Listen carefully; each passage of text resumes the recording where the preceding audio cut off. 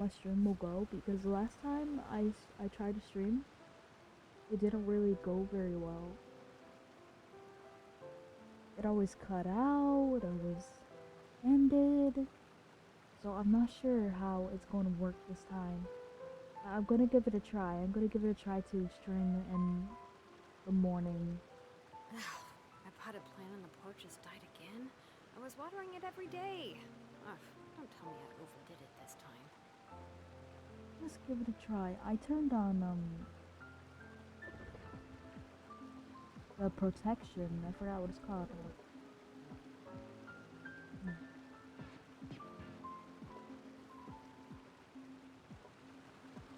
It's called disconnect protection. I turned that on, so I'm not sure if that would work. I hope it'll work. Hi, Ribbons. Hello.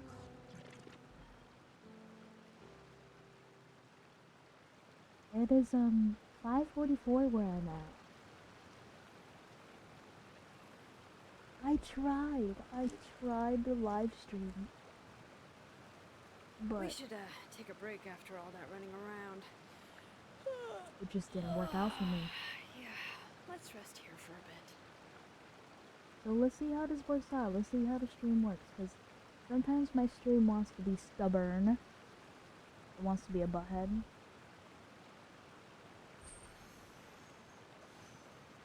It's been a long time since I actually streamed this early. It's 5:44 for me right now.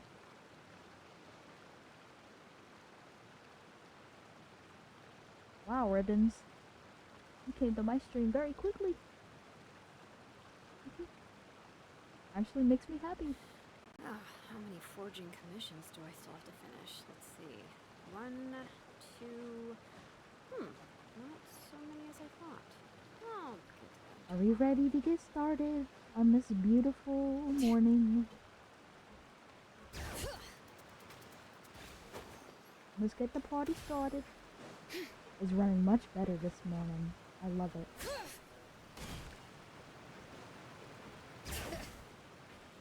It's actually making me satisfied.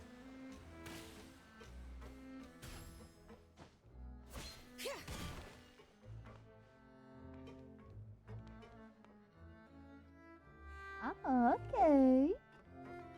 5:45, baby. 5:45 now. Nice and early today.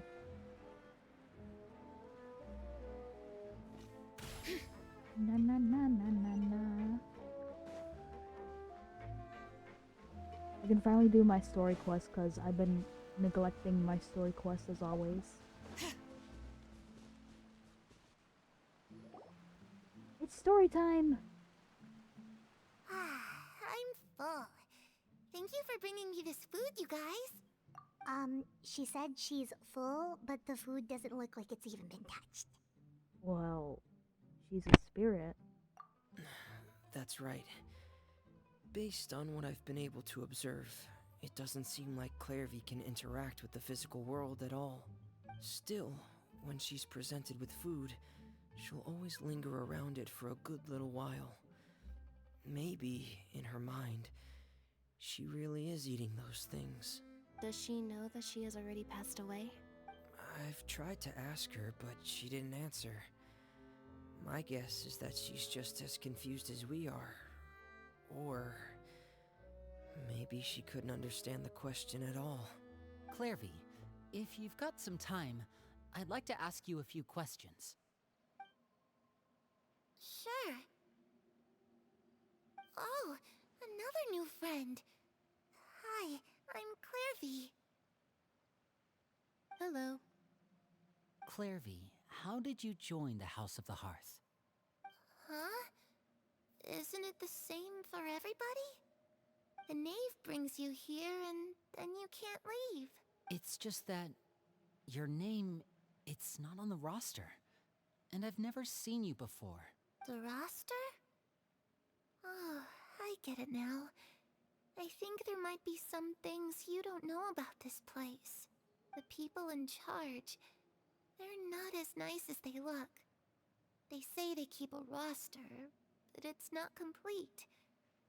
There are a lot of people who aren't on it, and never will be. In this house, some people are family, and other people are just test subjects.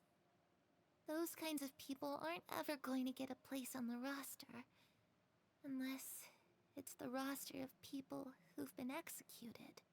Wait, does that mean the knave... She... Is there anyone that can vouch for you? Perry. She's my best friend. She's the only one I trust in this place. Have either of you heard of that name before? No. Me neither. Clairvy, Perry. Neither of those names are on the roster. But it seems like she's telling the truth. Either that, or this kid's already got a bag of tricks bigger than mine. Maybe we should try a different approach. Clairvy, do you have a wish? A wish? It can be anything you want. Just imagine, it's your birthday, you're blowing out the candles, and your wish is...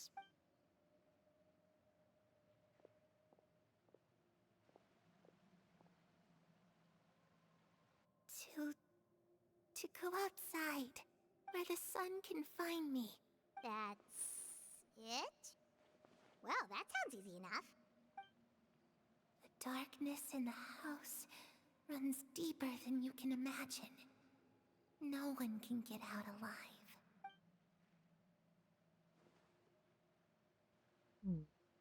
What does she mean by that? Things can't be this simple. Okay, time to divide and conquer. Listen up. I've got a plan. I'll try and find a way to use basic illusory magic to take Clairvy outside and bring her somewhere with sunlight.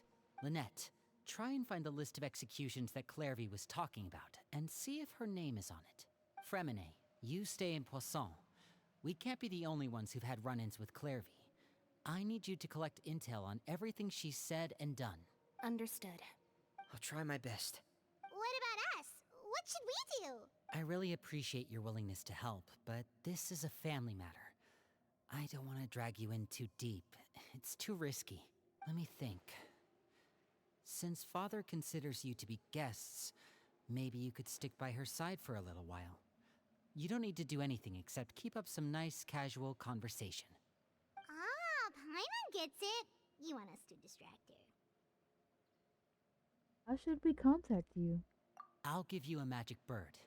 If Father suspects something, all you need to do is release it when she's not looking, and it'll alert me that something's wrong. Of course, that's only as a last resort. If Father doesn't seem to notice us, there's no need to make contact. We'll reconvene here tonight after all's said and done. If the worst-case scenario happens and we're discovered, just tell Father everything.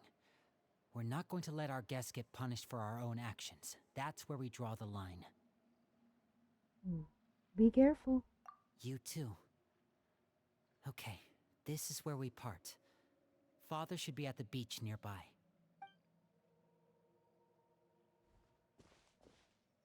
Off we go. I really hope this goes well. No, it has to go well. That's the only way this can get resolved. Okay. I've always wondered why they called her Father. Is it because she's like so badass that she's like the man? That is... Hold up. Maybe that's why they call her Father. Where do you want me to go now? Area.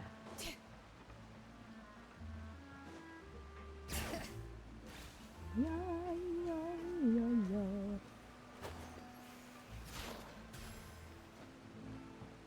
Where are you, Father? Father! I need to talk to you, Father.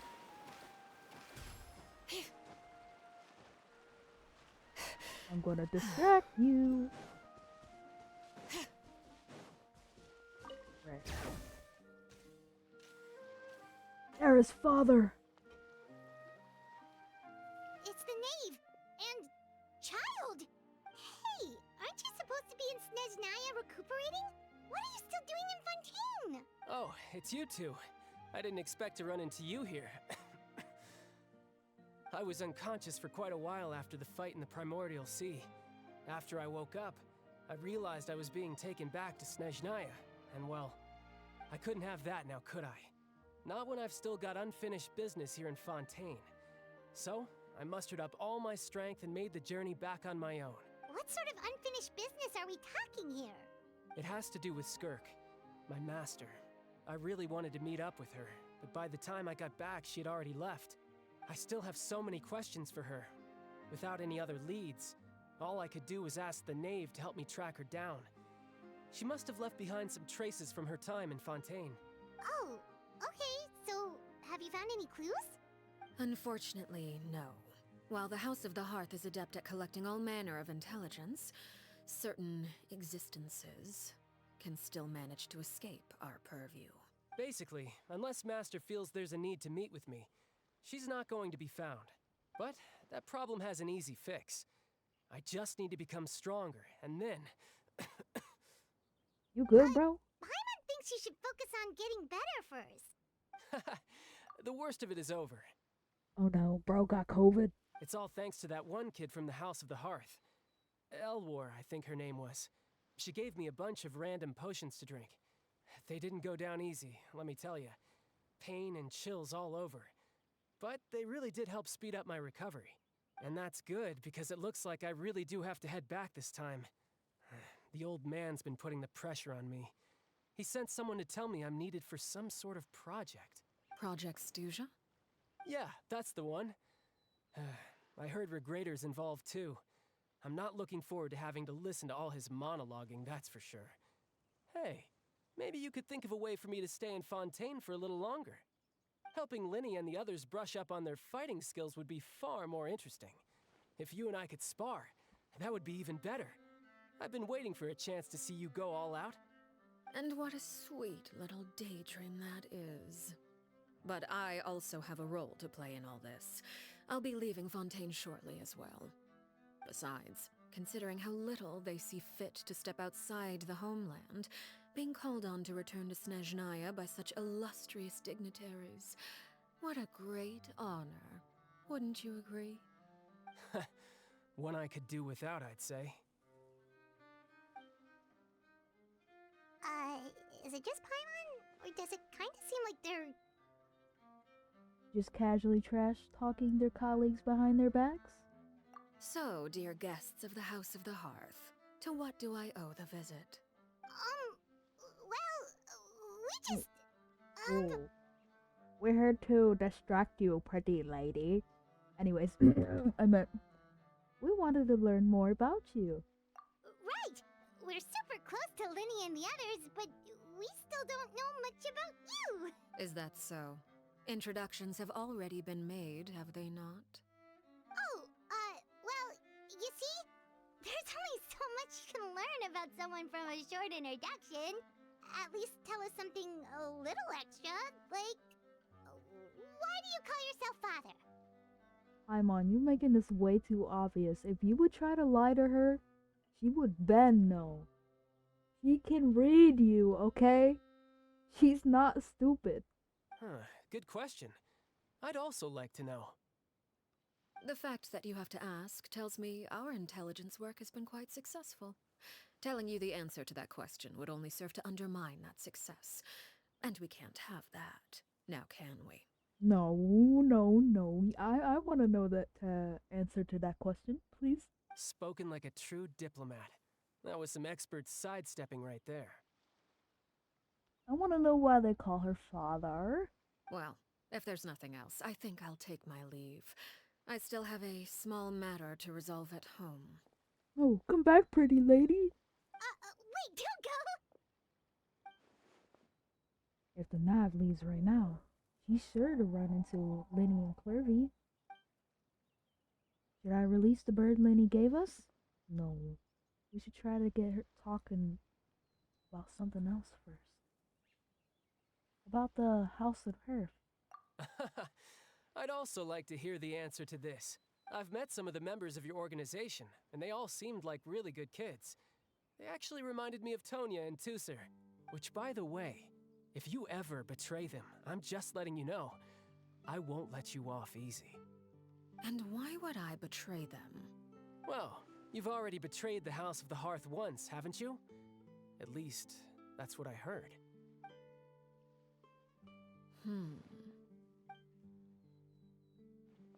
Okay, I admit.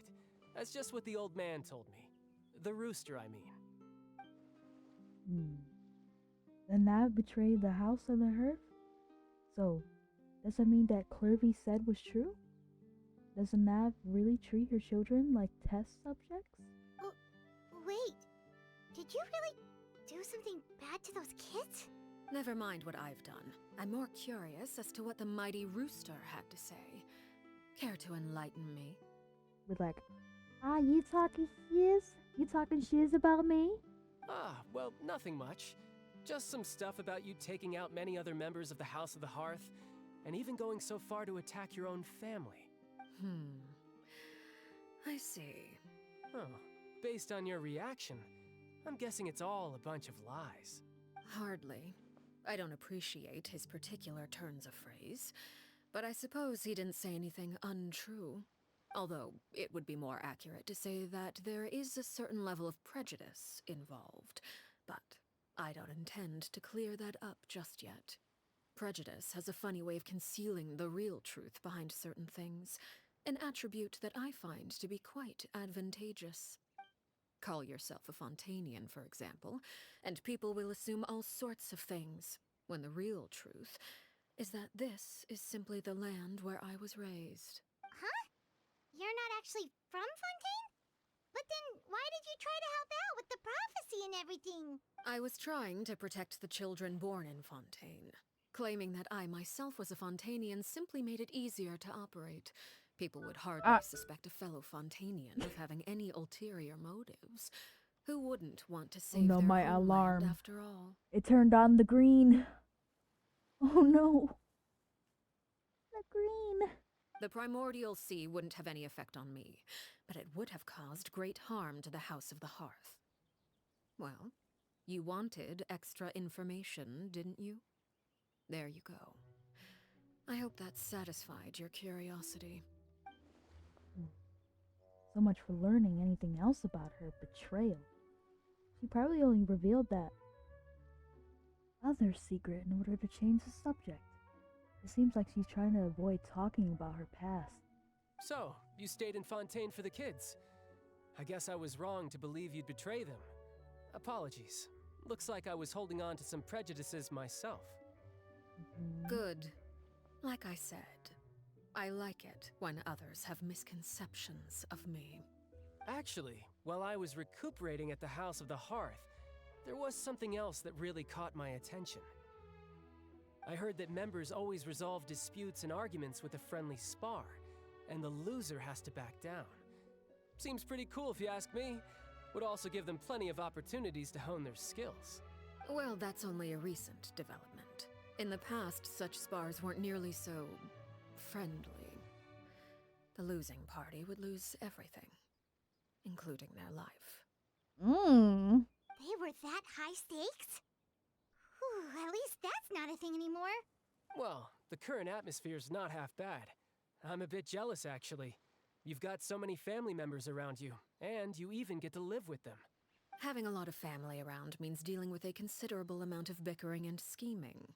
Once Tonya and Tusser enter their rebellious phase, I'm sure you'll understand. Just imagine. Tusser becomes obsessed with plucking out strands from the rooster's mustache, or Tonya decides to dye her hair 42 different colors. He's like, oh no. Okay. I get the picture. You saw the way his eyes just popped out of his head. His eyes just got bigger.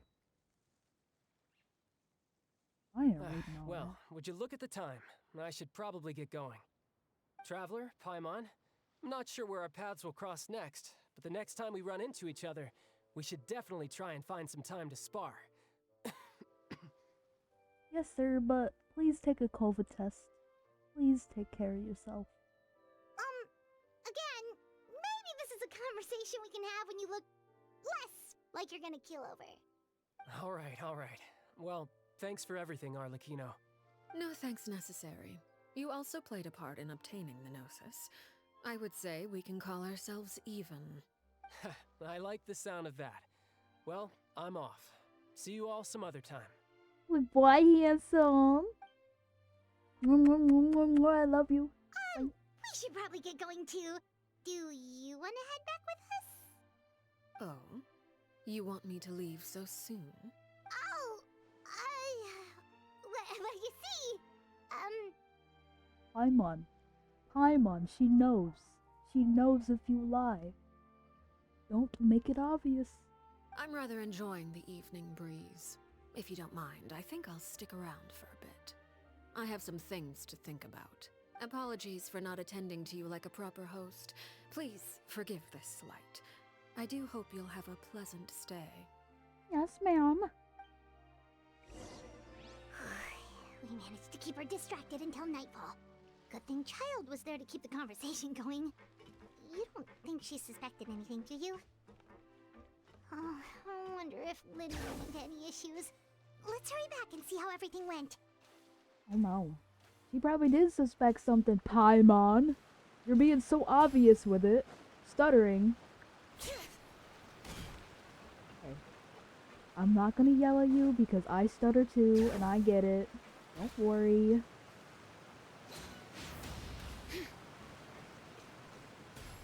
But it's so obvious. She's gonna get suspicious. She's gonna know. Bring it. I'm just waiting for her to find out. Let's go. I like walking all the way over there. Hurry up. Hurry up. Walk. Yeah. Lenny, how did everything go? Well, long story short, we ran into a small issue. Clairvy can't go into the sunlight. What do you mean? Everything was fine at first. She followed me up to the surface just like I told her. But as I led her out of the shadows and into the sunlight, she vanished. Oh. I turned around and there she was, standing at the edge of the shadows, silently watching me. Huh. Maybe she's afraid of sunlight, or... No, it wouldn't be her wish if that were the case. Well, we could always try pushing her into it. Bro, you trying to kill her? What if it kills her? Paimon? Not sure pushing works on a non-corporeal being. Oh, true. I've pretty much tried it all already. Nothing worked. Eventually, the sun went down, so all I could do was bring her back here. How did it go with you, Lynette? Good. I've got the list. It's right here. Really? Well, what are we waiting for? Let's take a look!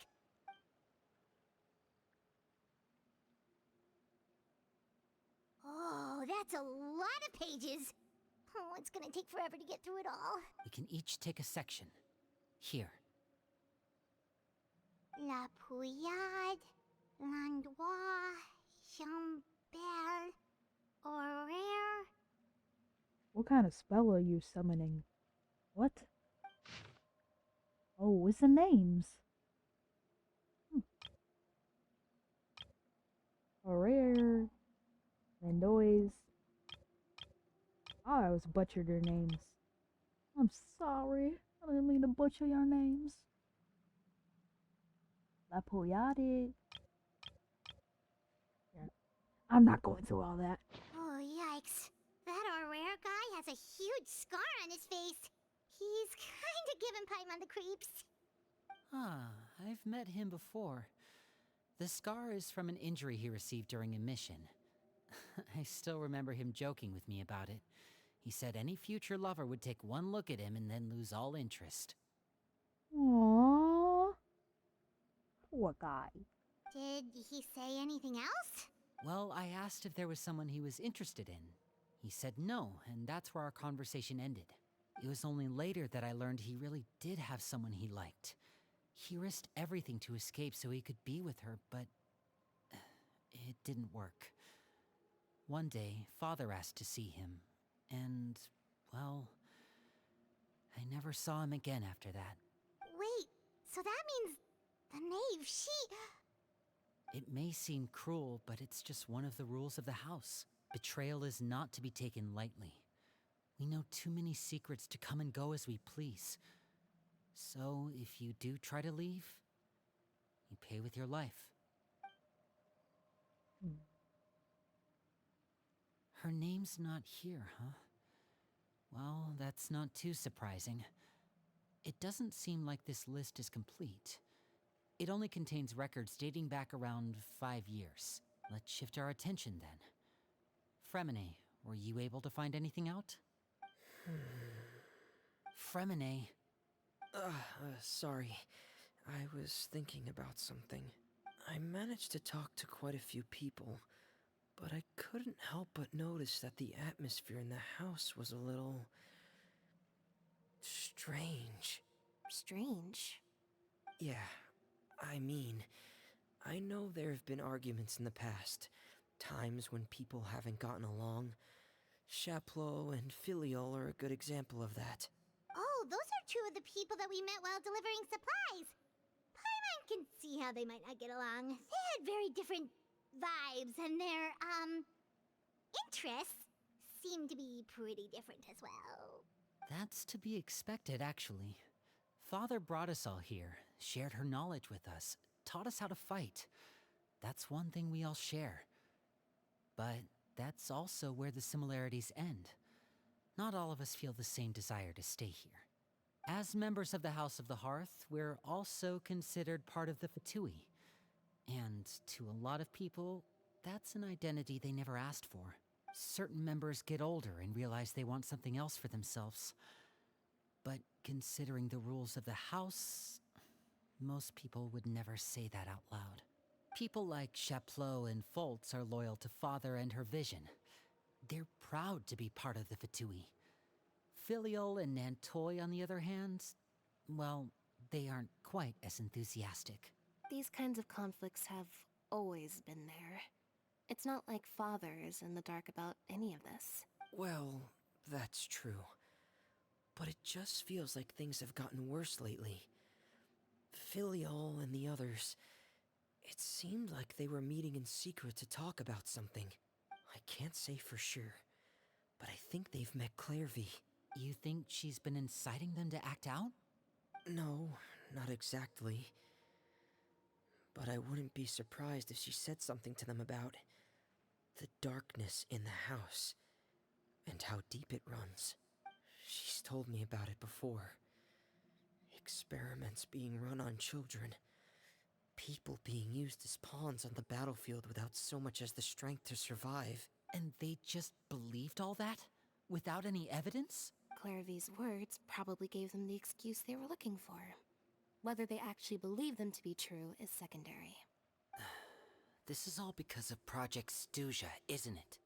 Whoa. Hold on a second. What's this Project Stuja all about, huh? This is the second time it's come up now. Sorry, but I'm not sure of the details either. I only know what Father has told us, which is that it's something the Rooster and Regrader have been working on together. Apparently, it has to do with the Fatui's strategic plan for the future. Because the House of the Hearth was so successful in obtaining the Gnosis, we now have the honor of playing a key role in Project Stuja. Wait, but isn't that a good thing? Key role is just another way of saying dangerous role. To us, the whole thing is an inconvenience. Father thinks so too, but she's in no position to refuse. Their plan isn't exactly unreasonable, and they've been funneling the house a lot of funding. It's just that we'll lose a lot of members in the process. Participating in the plan, it's an honor in name only. What they're really trying to do is subdue us. The existence of an intelligence organization outside their control makes them feel uneasy.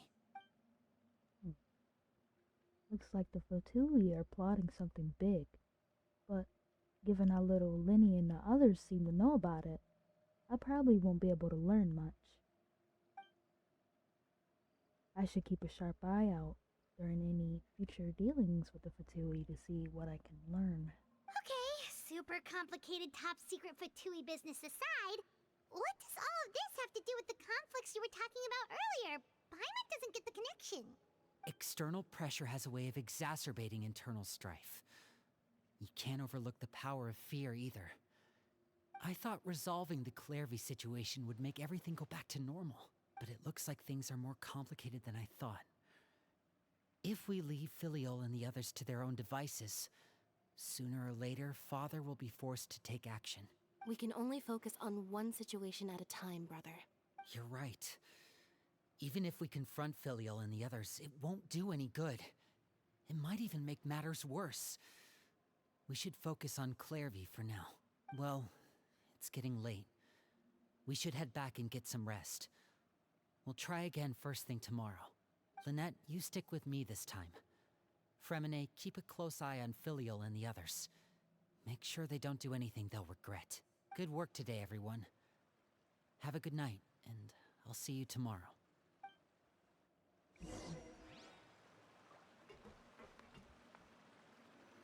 Okay, now time to get some resty. The mind races well, sort of thought. Oh, Paimon was looking forward to an early night, but she can't sleep at all. Yeah, they don't even let me read it, bro. Oh, come on. Hey, you don't think the knave will be too angry with Linny and everyone if she finds out about all this, do you? She's even scary when she smiles. If she were to actually get angry...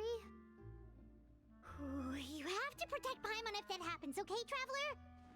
Now I'm gonna let her get ya. Just kidding. You could just hide behind me, dear. Trust is ever, Traveler. Look over there! Clairvy?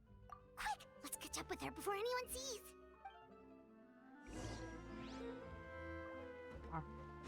I guess we chasing little kids now. Don't take it the wrong way. I'm just joking. Alright. Where is she? Where did she go? Up? She's up? Bring it! There's the sparklies that I needed. Ah! Okay, I didn't see that. You didn't see that. Now let's get climbing. Walk our pretty selves over there. Quicker. Hurry up.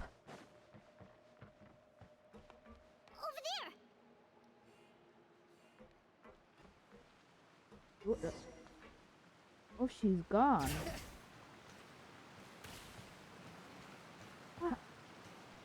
What the? Oh, where is she going? Oh, if someone sees her, we're toast. Alright, she's a ghost, so of course she's gonna disappear. Ooh. Oh, look! She stopped! Harvey?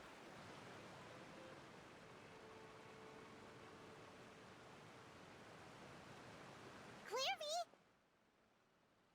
Shh. I opened the window while no one was looking. Look how pretty the outside is. Window? If only I could have more than this. You probably think I'm being silly, huh? All this hopeless resisting? It's better to dream of what I could have than try to make it a reality. Please, help us get on the same page here, Clairvy. We need you to tell us what you know. Can you do that? Sure. Although, after you hear all this, I think you might regret that decision. Everyone in this family is nothing more than a tool. Something to be used and exploited. We're all expendable. Including me. As long as you're useful, you get to stick around. Lose your value.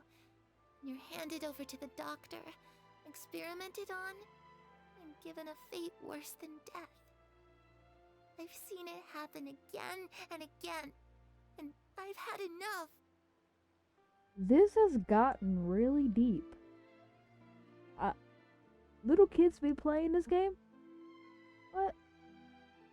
They don't really pay attention to the stuff though. They don't pay attention to the details. You're saying the knave did all that? It's just, that doesn't seem like something she would do. She's scary and all, but it seems like even she has lines she wouldn't cross. I knew you wouldn't believe me.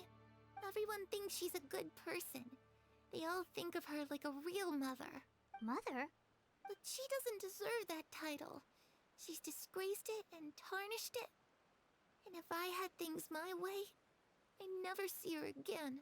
If only Perry were here, she'd understand. Perry. There's that name again. Also, Paimon's getting a strange feeling. It almost feels like she's not really here with us.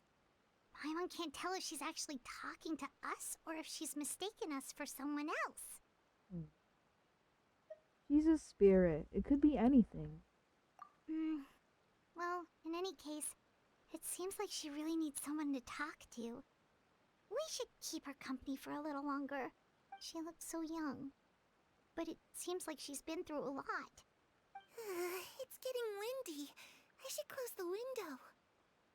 Is she seeing stuff that we can't? Ooh, look at the moon. Isn't it pretty? Hey, wanna hear a secret? I heard that if you look up at the night sky in Snezhnaya, you can see the aurora.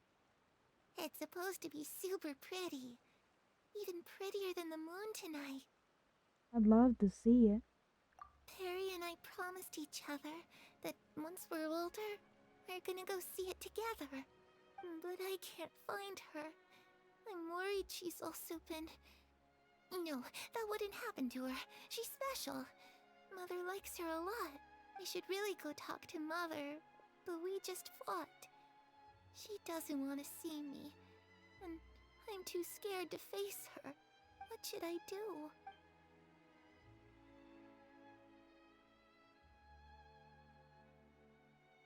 I wouldn't be able to handle all these emotions. I don't know, kid. Scram. Just kidding. Paimon really doesn't understand what's going on with her. Well, let's head back. We've got an early morning tomorrow. That made me sound like a jerk. I'm sorry. I'm sorry. All right, looks like we're all here. Let's go ahead with the plan. Before we do that, Oh? What is it? have the knave and the doctor ever worked together? What makes you ask that? Well, we kinda ran into Clairvy last night, and that's what she told us. We met the doctor back in Sumeru. He's super dangerous, and he's done all sorts of bad things. It's possible that Father and the Doctor have had certain dealings, but I don't think Father would work with him. We're not really on the same side, so there's not a lot of trust between them. That doesn't exactly set the stage for a successful partnership. I did hear, though, that when Father first became a Harbinger, the Doctor offered to work with the House of the Hearth. Father rejected most of his proposals, except for one. It had to do with some sort of secret experiment. Secret experiment? Could that be what Clairvy was talking about? I don't think so. I don't know any details about the experiment itself, but I do know it's an entirely independent operation. The Doctor only proposed a direction for the research. That was the extent of his involvement. I still don't think that counts as working together. The details of the experiment are confidential, but complete records are kept on all participants. That doesn't seem to be the case with the situation Clairvy referred to. I know you don't agree with some of the Fatui's methods, and I'm not asking you to. But I am asking you to trust us on this. The House of the Hearth has its own principles. There are certain lines we're not willing to cross. Alright, that's good to hear at least. Clairvy seems to think the knave and the doctor worked together to do something horrible. If that turned out to be true, Paimon doesn't know how we would even face you guys. It's just that it doesn't seem like Clairvy is lying either. The easiest thing to do would be just ask the knave directly, but Paimon doesn't think she'd tell us. Let's focus on the plan for now. Father didn't come back last night. She's probably still near the shore. We'll be counting on you to distract her. Lynette, you're with me. Fremine, you know what to do. Be on your guard, everyone. All right, let's get to it.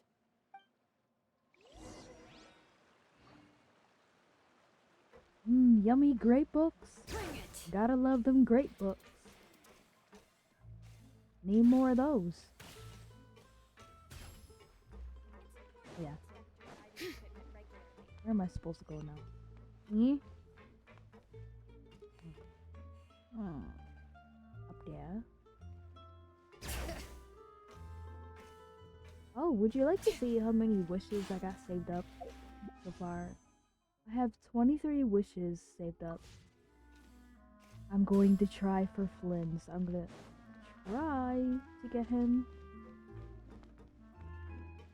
I don't know if I'm going to Bring it! be able to, but where do they want me to go? Out there?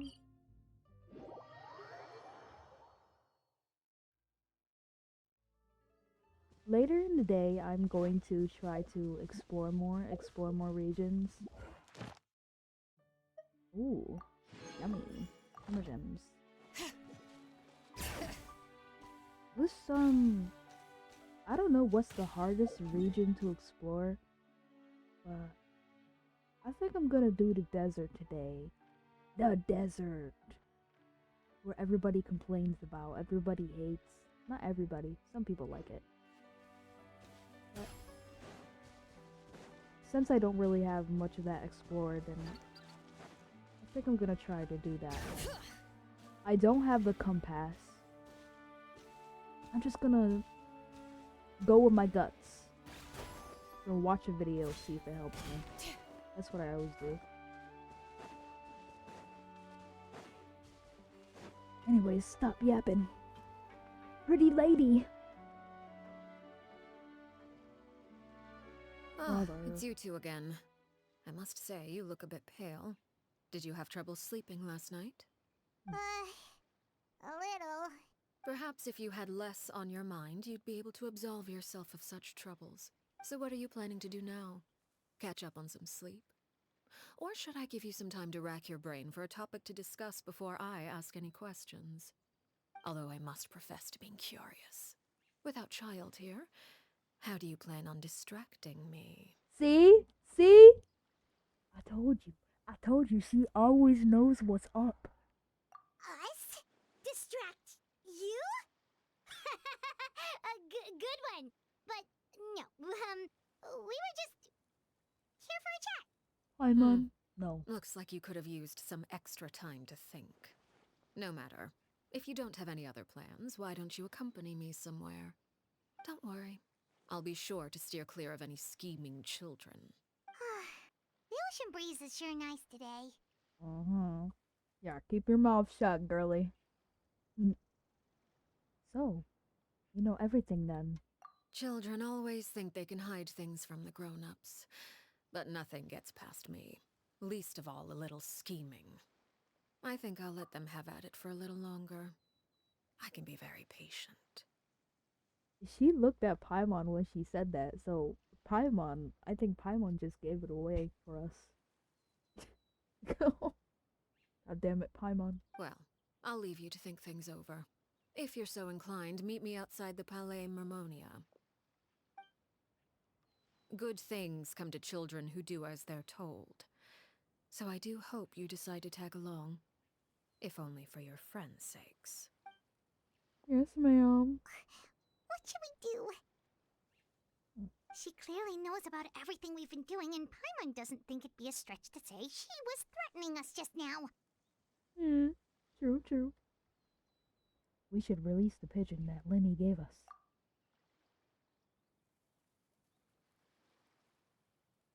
Oh, good idea. Hopefully he sees it in time. Well, we should probably head to the Palais Mermonia. Paimon doesn't want to find out what happens if we don't show up. Based on what the knave was saying just now, it sure didn't seem like it'd be anything good. We really don't have any other options. Okay, then we probably shouldn't keep her waiting. It seems like Linny and the others are on thin ice, so let's do our best to not get them in any more trouble. Paimon, it's all your fault. It's all your fault, girly. Bring it!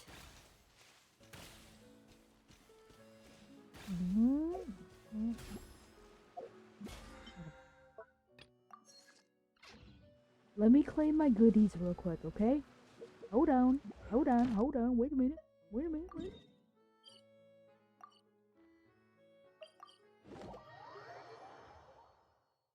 Gotta claim more goodies.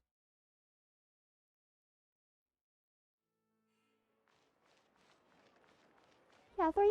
Ad Astra Abyssa. Thank you for complete.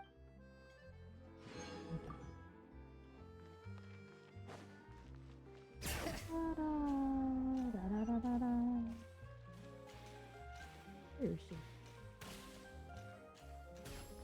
I'm going the wrong way.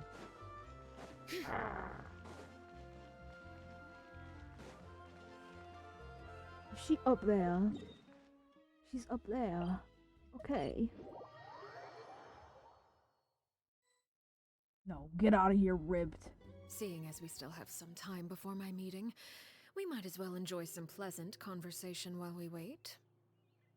I'm glad to see you get along with my children. Being surrounded by good companions is necessary for a child's development. You're not planning on doing anything to them, are you? I assume you're referring to Linny, Lynette, and Fremine, although there's that situation with Filial and Nentoy as well. It appears quite a few people have been acting out lately. No matter. I'm not one to discriminate. All those who betray the house meet the same fate. There are no exceptions. Does that mean you're going to kill them? Oh, are you here to beg for their lives? I'm sorry to disappoint, but the rules of the house change for no one. In my organization, everyone is responsible for their own actions. But don't you care about them at all? They really respect you. They even call you father. You must feel something for them. Any organization in which feelings come before principles is one destined for ruin. The House of the Hearth is hardly an exception. You could say our principles are more stringent than most. Perhaps I can offer you this consolation at least. As our guests, you two will not be held accountable along with them. There's really no other way to solve this issue? I would imagine Linny, Lynette, and Fremine will be able to keep their lives. As for Filial, Nentoy, and the others, I'm afraid there's little I can do. They can try to escape, but once you know our secrets, there's no getting out alive. But that's awful. Ah, you seem concerned. Out of consideration for my guests, I suppose I could turn a blind eye for a little longer. If Linny and the others manage to dispose of Clairvy in the meantime, all evidence of their wrongdoing will be lost. In that case, I could hardly punish them for something I couldn't prove. If their efforts are unsuccessful, on the other hand, all will be held accountable. And the punishment will be severe. We'll hold you to it. Of course. Oh, and here, I believe this belongs to you. Do try and keep better track of it next time. Oh, come on. She got the bird. It takes a considerable amount of time to train a bird like this. It would be such a pity if you were to lose it. Permanently. Come on. Wait, where did you get that? Well, I'm afraid that's all the time we have to chat. Now, for the matter at hand. Right. Nothing gets past her. I asked you to meet me here because I have business at the Palais Mermonia. It has nothing to do with you, but I think it would be prudent for you to stick by my side for the time being. Well, time to go. Looks like we wrapped things up just in time. Huh? Bring it! Yeah. She got eyes behind her back. She knows all. She sees all. She feels all. A lie now. Okay, girl. I see you. Don't lie with her. Mr. Novelet! Yeah. Novi! It's been a while, Monsieur Neuvillette. I must say, I wasn't expecting my meeting request to be approved quite so quickly. The Palais Mermonia operates with an efficiency worthy of admiration. It is only right that an esteemed diplomat such as yourself should be afforded the proper level of respect. Although, if I may speak plainly, I must confess that I did not anticipate we would have the occasion to meet again after presenting you with the Gnosis. I see you brought the Traveler and Paimon with you as well. If I may inquire as to the purpose of your visit. I'll be departing Fontaine shortly. There is, however, an outstanding matter that I would like to see resolved before I go. It requires a rather lengthy explanation, I'm afraid. So I took the liberty of explaining everything in this proposal.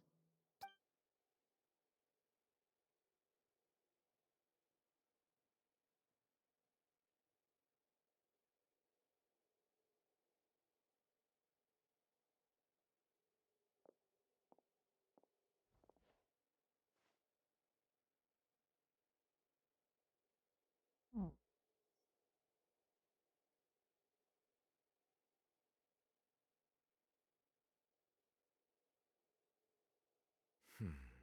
I understand your request. However, at the risk of causing offense, I must admit that I fail to see why you would wish for such a thing. I heard you have a certain fondness for water tasting, Monsieur Neuvillette, so allow me to use water as an analogy. A family is like a large body of water with countless rivers flowing in and out. As someone who watches over this system, I would hope that each river that flows from the source will eventually reach the ocean. Of course, objectively speaking, not all rivers are destined to reach the ocean, but I would not see their existence rendered meaningless. I believe the water that flows within them is simply meant for a different destination, like a field in need of irrigation. Or perhaps the glass of a certain water-tasting enthusiast. Did you get any of that, Traveler?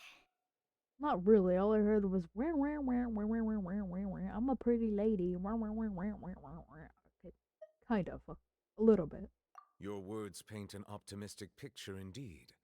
Allow me to remind you, however, few among us are willing to sip from a glass filled with tainted water. It may have been tainted at one point in time, but not to worry. I'll make sure it's strained of all impurities and returned to its cleanest form. I seem to recall there being a transactional aspect to your proposal. Perhaps you could expound on that? If you accept my proposal, Monsieur Neuvillette, I will gradually withdraw my forces from Fontaine. And, unless absolutely necessary, I will no longer carry out any special missions within Fontaine.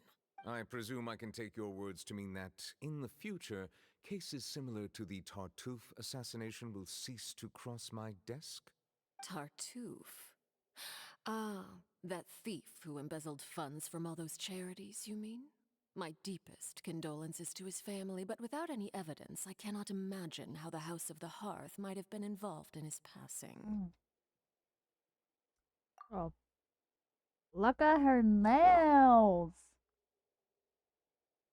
Ooh. I'm sorry. I'm getting distracted real quick. Of course, if you accept my proposal, Monsieur Neuvillette, I'm sure certain measures could be taken to reduce the frequency of such troubles. You choose your words carefully indeed. In that case, I am inclined to accept your proposal. My thanks for your generosity, Monsieur Neuvillette. Well, with that settled, we should be going now. I took the liberty of bringing along 2 bottles of spring water from Snezhnaya for you to enjoy. I do hope I get the chance to hear your impressions. Indeed. I trust you would not overlook your commitment in the meantime. All right, Traveler Paimon. Time to go. I don't want to go, Father. There's a pretty dragon man over there. I don't want to go. Where'd he go? Where did Mr. There he is. I want to speak to him. Hey. I believe I've told you before that my emotions easily resonate with those of others. Yet in the few meetings I've had with that Harbinger, I haven't been able to sense any aspect of her emotional state. Her mind is like a still body of water. Who knows what darkness lies in its depths, and the lack of ripples on the surface gives nothing away. It's unclear whether this is her natural state of being, or whether it's an incredible strength of will that gives her the ability to master her emotions. Either scenario, however, suggests she is a very dangerous individual. I do not expect an explanation as to why you two are by her side. Whatever your reasoning, I would only advise you to take caution. Yes, sir. I will, just for you. Bring it! You can already tell he's my favorite. No, Ito first. Ito first, and then him, and then Ryosley. Ito was always the first.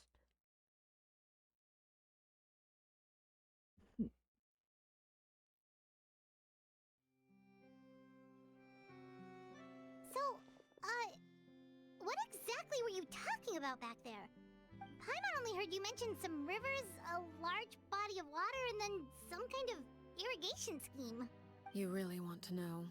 I would imagine there might be more pressing concerns at the moment. Winnie, Paimon really hopes everything's going okay. Yeah, she knows what's up. Oh, Paimon recognizes that look. You've got your thinking cap on, don't you, Traveler?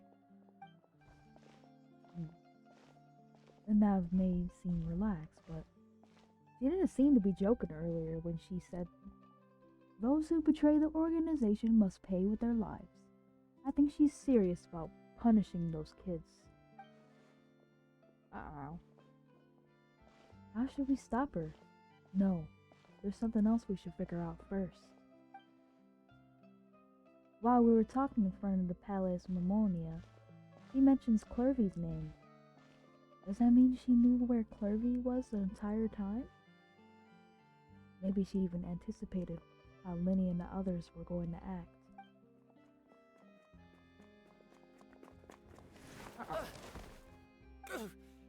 Oh, shoot. Are you alright? Oh, jeez. I'm so sorry. I was so focused on selling these papers, I wasn't looking where I was going. My bad. Well, let me make it up to you at least. Here, take this paper. On the house. It looks kind of familiar for some reason. Oh. Oh, you don't have to give us anything. Please, I want to. It's not like I'm short on supply. All the extras will be useless come tomorrow anyway. It's my fault, really. I was just trying to bring home some extra mora for the family, but I bit off more than I can chew. I haven't had many takers today, so I'm still swimming in papers. Bro, I'm sorry, I'm talking so low. I'm sorry. I hope you can hear me. What's going on here? Nothing much. I just ran into your friend here on accident. I should probably get going, actually, so... Hold on. Of course, I'm happy to compensate you with mora, it's just... I don't have any on me at the moment. I'll take 3 papers. Here, your payment. Oh! Thank you for your patronage. May the Archons bless you with good fortune. If only I had the chance to run into such generous customers every day. I should probably just take on a smaller inventory though, right? I'm getting married soon, so sometimes it's hard to not get ahead of myself. Anyway, I should head out. Goodbye! You saw Paimon's little wave. Well, now that my affairs are settled, we should take the boat back to Poisson. We've even acquired some light reading to enjoy along the way. Actually, why don't we stick around for a little longer? Paimon just realized how hungry she is. She can't head back to Poisson on an empty stomach. Looks like Paimon is trying to buy us some more time. If we head back now, I doubt Linny and the others would have made any progress. What should we do? It appears you two are under the impression that delaying our return will somehow alter the situation in your favor. I'm sorry to ruin your fantasy, but your efforts are meaningless. That being said, I could be persuaded to give Linny some extra time. I just have one condition. If you agree to my request, I'll even answer some of your questions. You're quite curious about Claire V, are you not? And my relationship to her. Wait, why are you being so generous all of a sudden? You're not gonna ask us to do something bad, are you? You overestimate yourself. You don't have the talent for bad things. Then what can you possibly... You saying we ain't bad enough? We ain't good enough to be bad for you?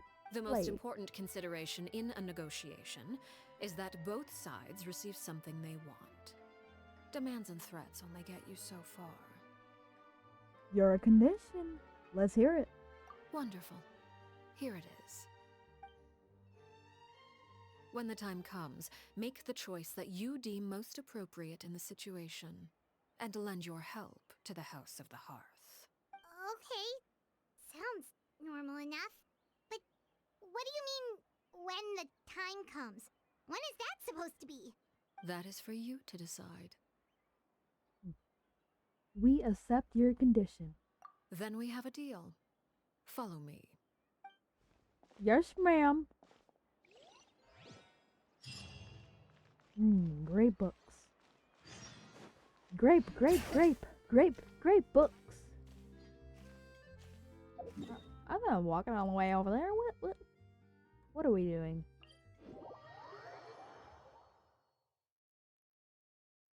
Let's get going.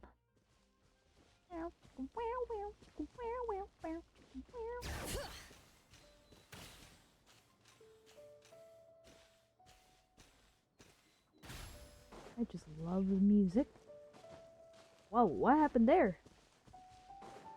I got that stuff. Bring it! And I'm stuttering. Wow, is it gonna stop me if I try to go?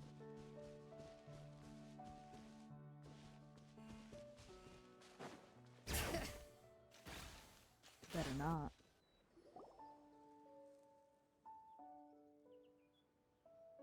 What is this place? Somewhere long forgotten by everyone.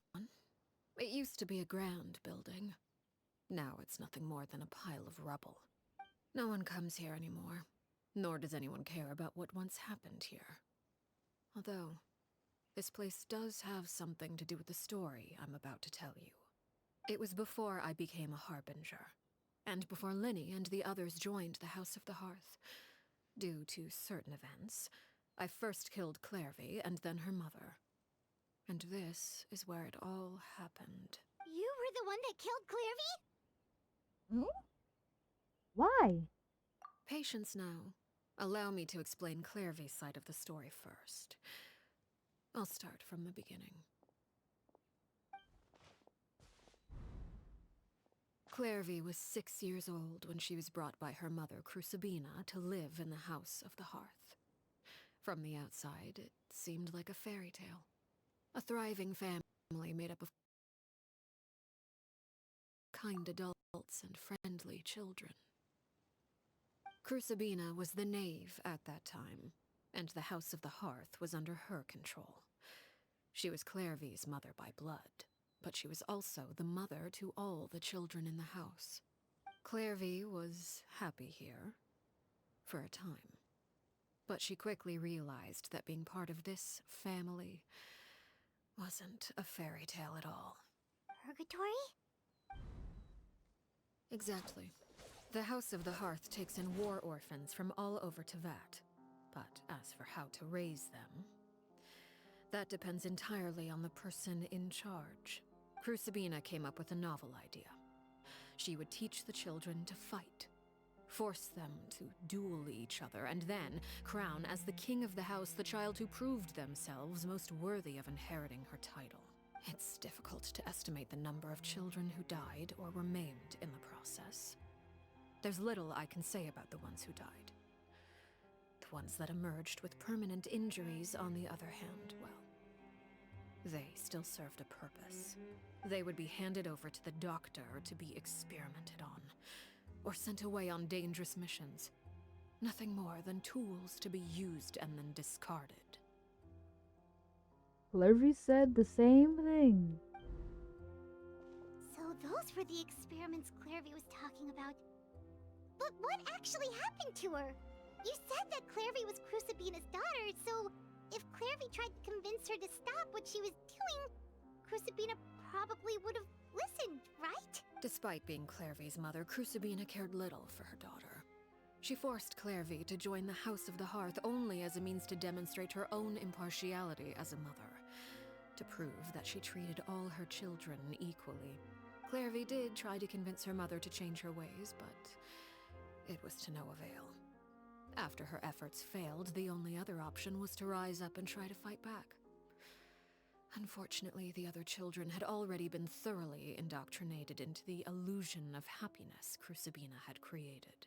Of course, there was one exception. Someone Clairvy's age who knew the truth about the House of the Hearth. Her name was Peruere. Harry? Wait, the friend that Clairvy mentioned? Friend, huh? I suppose we can call her that for now. Clairvy was a cheerful and passionate person with a tenacious spirit. Peruere, on the other hand, was rather cold-blooded. Her cold-blooded nature allowed her to see through Crucibina's facade.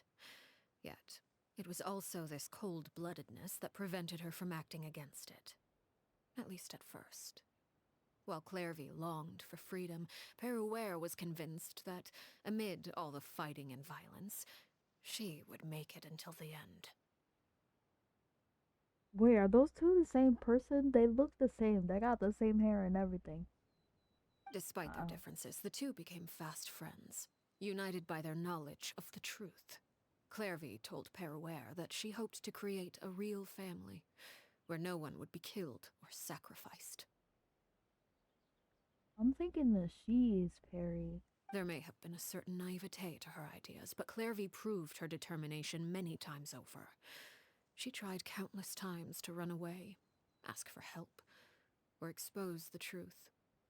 But her efforts only earned her beating after beating.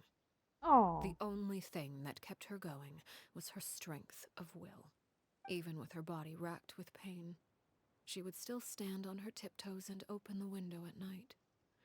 She and Peruere would look out at the moon together, a fierce longing for freedom shining in her eyes. But one day that light simply vanished. Oh no. What happened? Her hopelessness resulted from a culmination of things. 10 years had passed. 10 years worth of failure after failure. She and Peruere weren't children anymore, but finding any chance to escape still seemed as hopeless as ever. It was during this time that Peruere suggested a new plan. If escaping was out of the question, why not take down the very person sitting on top of this throne of lies? Mother herself. Clairvy rejected that proposal. She claimed that, as a famous harbinger, Crucibina possessed an unimaginable amount of power. Trying to kill her would have an incredibly low chance of success. Clairvy never gave another reason, but Peruere could see it written all over her face. Clairvy still thought of Crucibina as her mother. Killing her own flesh and blood was a line she couldn't bring herself to cross.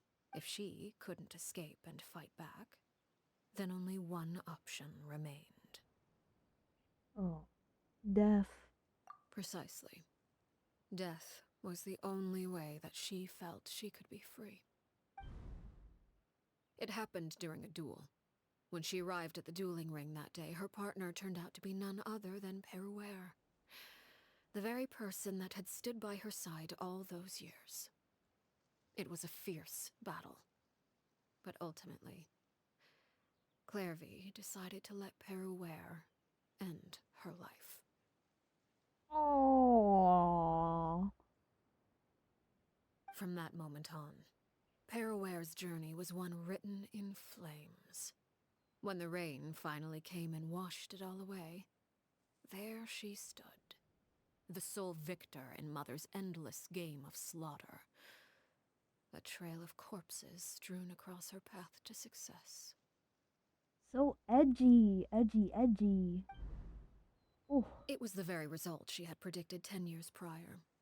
Even then, she believed she would make it until the end. She wasn't surprised by the fact that she emerged as Mother's undisputed heir. Rather, her success left her with an inexplicable sense of restlessness. She was unsettled. And there was only one thing that could quell that sensation. Perhaps you two would like to take a guess as to what it was? I can't take this edginess. I can't take this darkness. This is so dark. I can't. I just can't. Ugh. The person at the very top? Crucibina, you mean? Correct. This is the place where Peruware killed her best friend. A mere year later, this is also the place where she fought tooth and nail to kill the mother they shared. The moment she acted, any conception of what was right or wrong ceased to matter. It's one of the principles of the house. Only those who survive get to write the rules. Peruware won the battle, and became a harbinger herself. After which Her Majesty, the Tsaritsa, bestowed upon her a new name. Arlecchino. Uh-huh. Oh, who's he? So the Perry Clairvy was talking about... It was you all along. You're Peruware. Arlecchino is just a name you got later. Yeah, it's very obvious. The hair, the eyes. Yeah. Okay. This was your story just as much as Clairvy's. I left that name behind long ago. I must say, hearing it now does bring back memories. After I defeated Crucibina, the moniker of Mother died with her. I chose to forego the title she called herself, and even chose to give up my own name. I rebuilt the House of the Hearth under a new identity. Not only as Arlecchino, but as father. And that is where the story ends. Any more questions? The Clairvy we met, though. Who is she exactly? Yeah. Based on what you just told us, Clairvy wasn't a little kid when she was killed. So the Clairvy we met... Was she really a spirit at all? I suppose you could call her an illusion born of flame. Her existence is like ashes to a fire. Something left over in the wake of blaze and ruin. You see, a certain power runs through my veins. It's not unlike a curse. My flames leave behind shadows of anything they consume, of course. The chances of those shadows morphing into a sentient entity are exceedingly slim. Clairvy is a very special case. Clairvy died when she was 16 years old, but what emerged from the flames was her 6-year-old self. Her appearance wasn't the only thing affected. Most of her memories were lost to the blaze as well. Memory is a mysterious thing indeed. Losing a portion of your memories will alter your sense of self. Lose 10 years' worth, however, and it would be like living in the past. Like returning to a version of yourself that never grew up. No wonder Paimon got such a weird feeling when we were talking to her. Perhaps I should put it this way. Clairvy is someone trapped in time. It may seem like she exists with us in the present, but she truly lives in the confines of her own past. So if all of that is true, then you must have known about Clairvy for a long time. Indeed. She's a rather volatile and unstable entity. Sometimes she would look after the children. She's even saved some of their lives.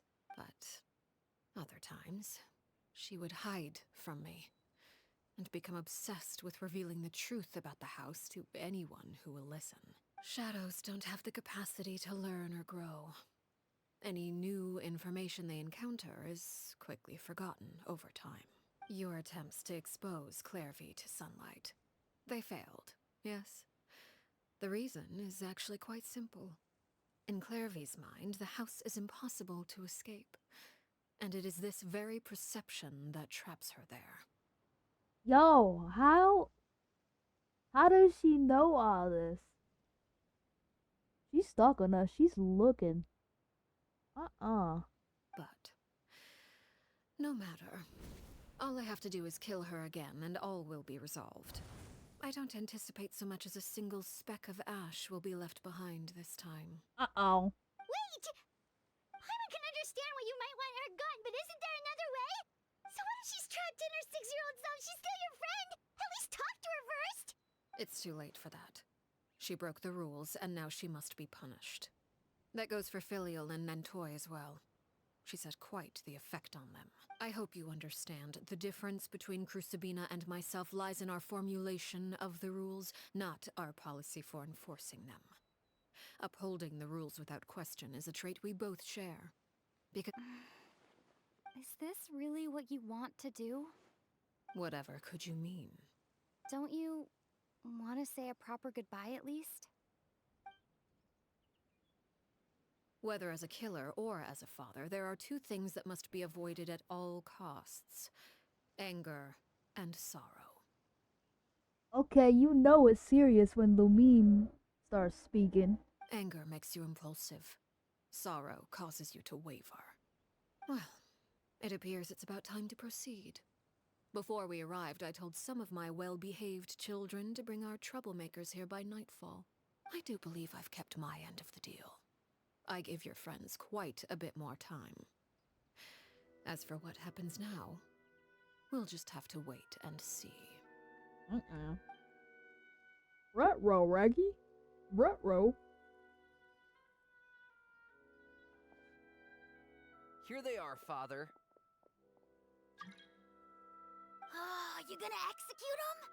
Seeing something like that would actually be a first for me. Winnie! Somebody sent me a request, but I'm doing a story quest right now. I'm sorry. I'm sorry. I heard about how you helped buy us more time, but I still failed. I couldn't find a way to fulfill her wish. Huh?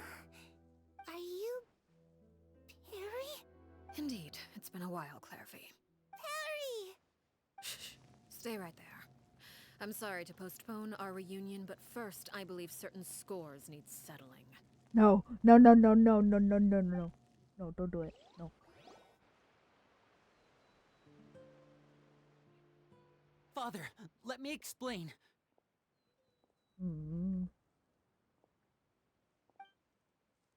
Out of my way. Father! You chose to conceal a threat to the house, and for that, you must be punished. Overall, however, I suppose your wrongdoing is hardly the most egregious of the bunch, so I'll deal with your punishments later. As for right now, the more pressing concerns are the traitors among us. Ribbons, you have the cutest emotes. By traitors? Do you mean us? Father, let me explain. We didn't mean to... Fultz, why don't you share what you heard? Yes, Father. Secret Midnight Meeting number 3. Participants, Filial, Nantoy, Sato, Toddy. Nantoy clearly said, if only Father wasn't the one who took us in. Sato added, I'm sick of this life. I just want to live as a normal person. Filial was the worst of them all. She called us crazies and said a bunch of mean things about Father. I did not! You're lying! Fultz is trying to frame us. Nah, he is exposing. He's snitching. It's not like I'm the only one who heard those things. After that, you and Toddy and a bunch of other people started talking about Clairvy. You were using all those things Clairvy brought up as an excuse to question Father. We're birds locked in a cage. The only way out is to destroy it. That's what you said, wasn't it? Damn, Foltz, why you glazing? You little. You just want me gone, don't you? What did I ever do to you, huh? And you, Chaplo, have you forgotten who stood by your sickbed, watched over you, and changed your dressings? Come on, let's hear it then. You're wrong, Filiol. We don't want you to die. You're our family. Liar. You wouldn't be doing this if that were the case.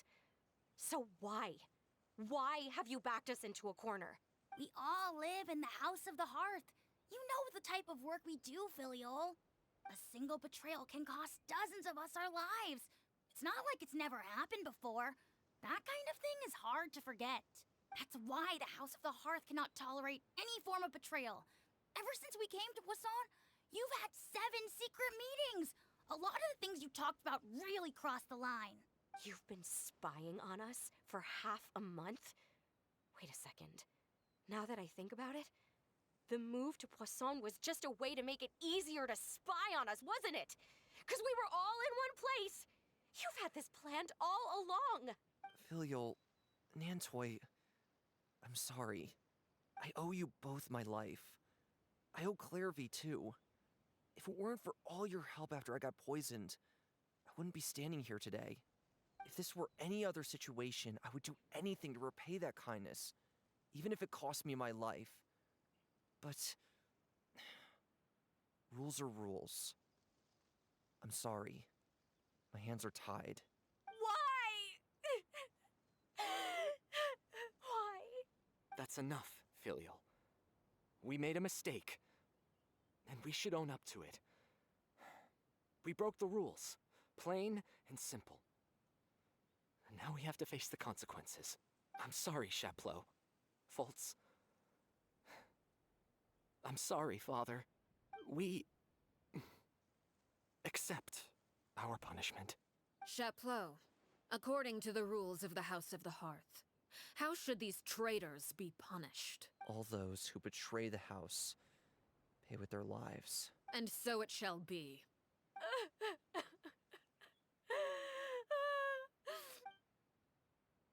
Aww.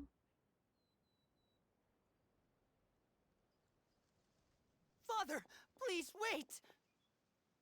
Something you want to say, Linny? Please reconsider, Father.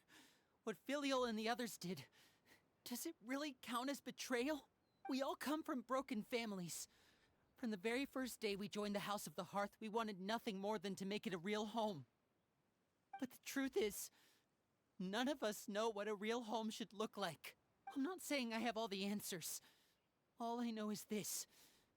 Killing Filial and the others may uphold the rules, but doing so will only bring us further away from being a real family than we've ever been. So please, Father, please reconsider. I agree with Linny. Father, please. Linny, you... I also agree with Linny. An order once given cannot be rescinded. However, given the extent of your determination, I suppose we shall have to go about this a different way. Draw your weapons and face me. Our weapons? Father, are you referring to a duel? Precisely. The rules of the house will not be altered. Traitors must be punished.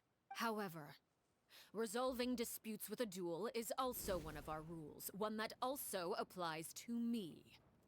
Demonstrate a sufficient showing of strength, and I shall offer a concession. Impossible. Father is way too strong, even for Linny.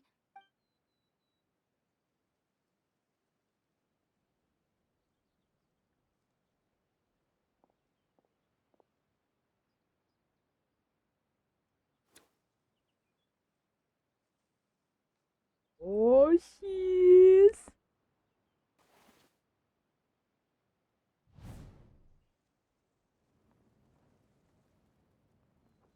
Did you hear that, Traveler? Linny Cutscene. and the others have to duel the knave. What should we do? Can they really win something like that? Cutscene. Cutscene. Don't make me fight. Put a cutscene. If they lose, those people from the house are really gonna be executed. Hey, are you listening? Cutscene. Never mind. Is executing them really what she wants? Don't you want to say a proper goodbye at least? Anger makes you impulsive. Sorrow causes you to waver. Back then, she never actually answered my question. But that makes the answer pretty obvious, doesn't it? Oh. Looking at that expression on her face, she seems really serious about this.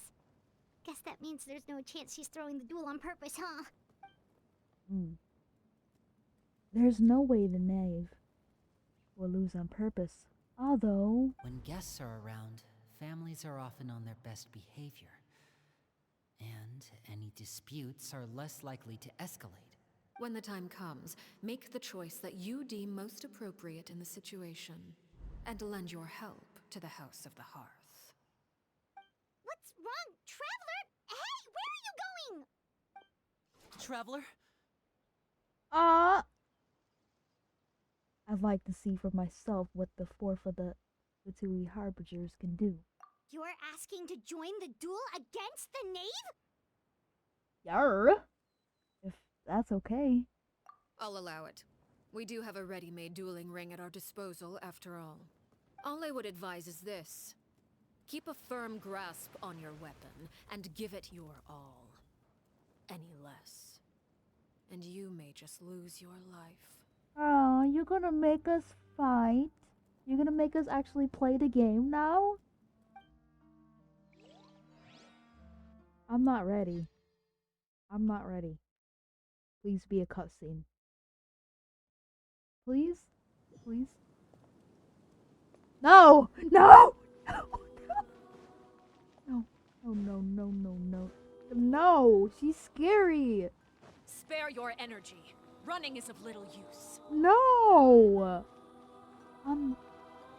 Okay, With fine. these rising flames, and voila! I'm scared. I think on my back.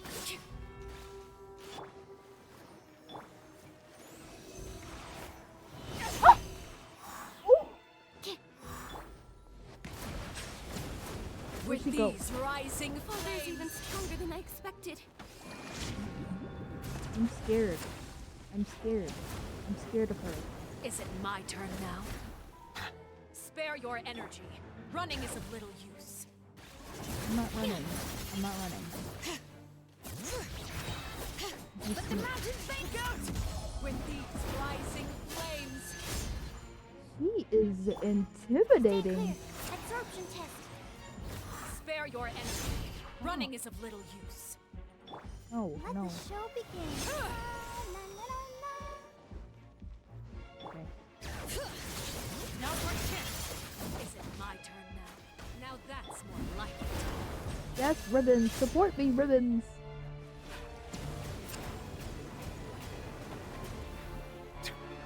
Spare your energy. Running is of You little see how use. scary she With the is? fall of darkness, destruction shall rise. Hang in there. Have a taste of herb. Charge attack. Oh, I'm scared. I'm scared. I'm scared. I'm scared. Spare your energy. Running is of little use. Okay, she coming down like Spider-Man. Try to pace yourself.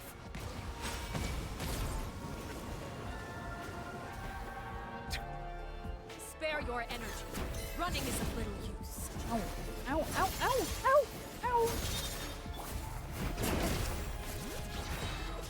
Letting great names echo. Now's our chance. The count has begun. Oh, she's down. Stand clear. Animal test 60. Yeah. Come on, girl. Come on, girl. Throw them hands, girl. Father's even stronger than I expected. Not bad. You've proven to be a worthy opponent after all. Let the mighty be humble. Where's she going? Is it my turn now? Not bad. You've proven to be a worthy opponent after all. We have to draw the blade. Then... Good thing I got them on my side. Okay, we're done here. Cut scene. Cut scene.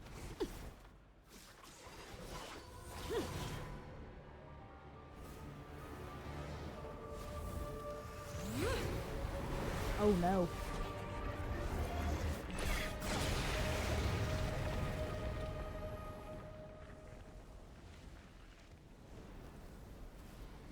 Oh my good.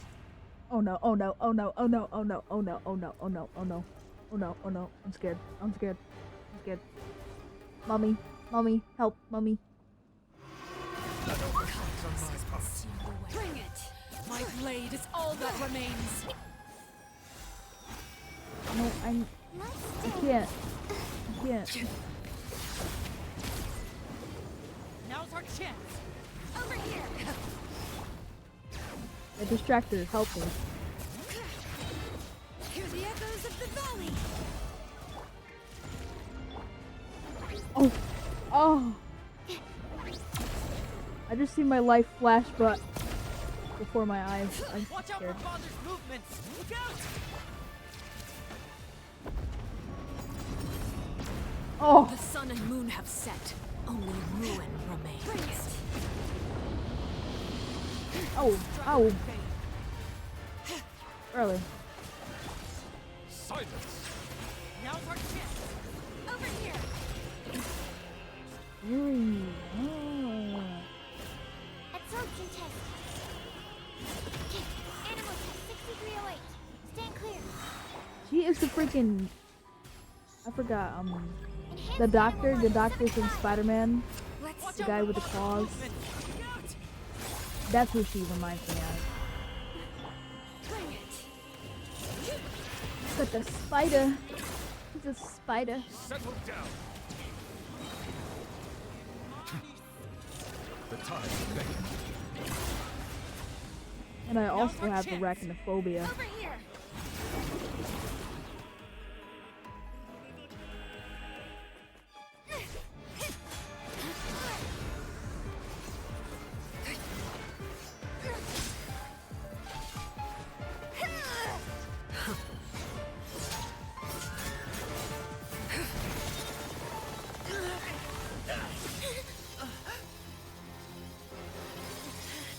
Remy, come and clutch. You should know better than to crowd in one place.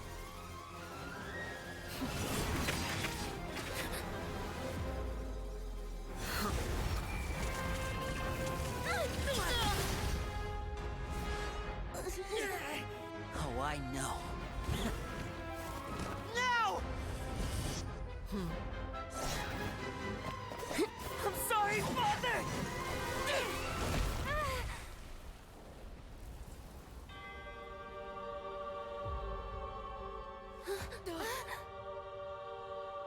Sorry for what? This pitiful excuse for an attack.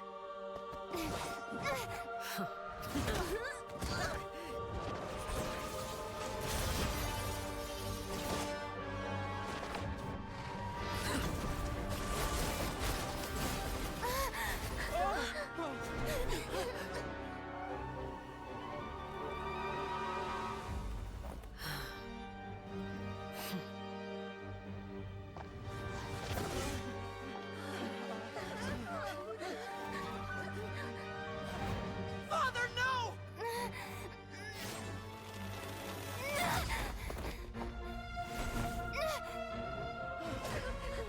Made it out, did you? You're stronger than I expected.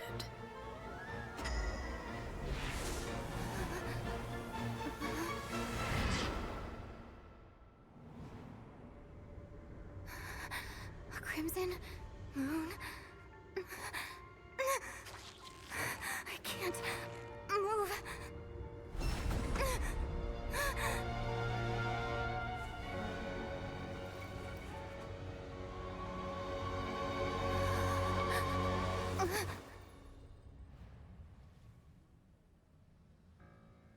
Still, not strong enough to beat me.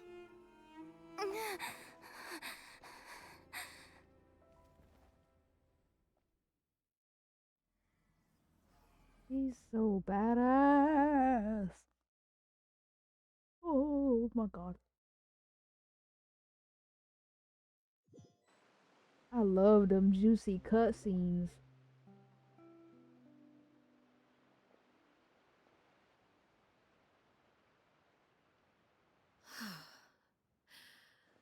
I believe we can end things here.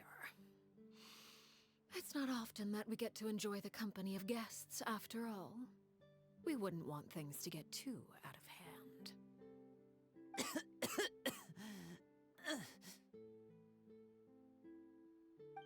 Brother, are you alright?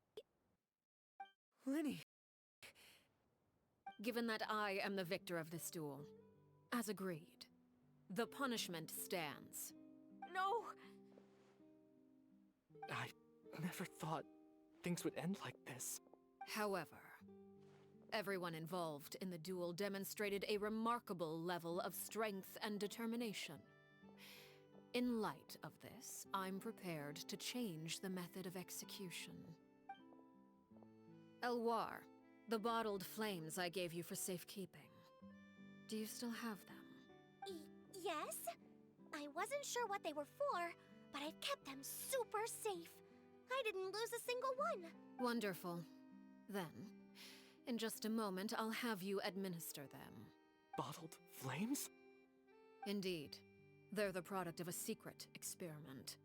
Under certain special circumstances, flames can be extracted from my person and preserved.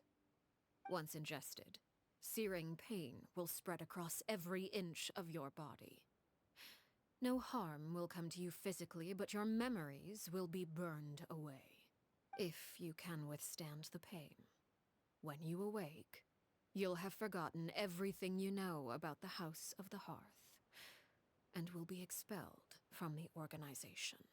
In other words, administering this concoction will kill the version of you that grew up in the house, and give you a new identity.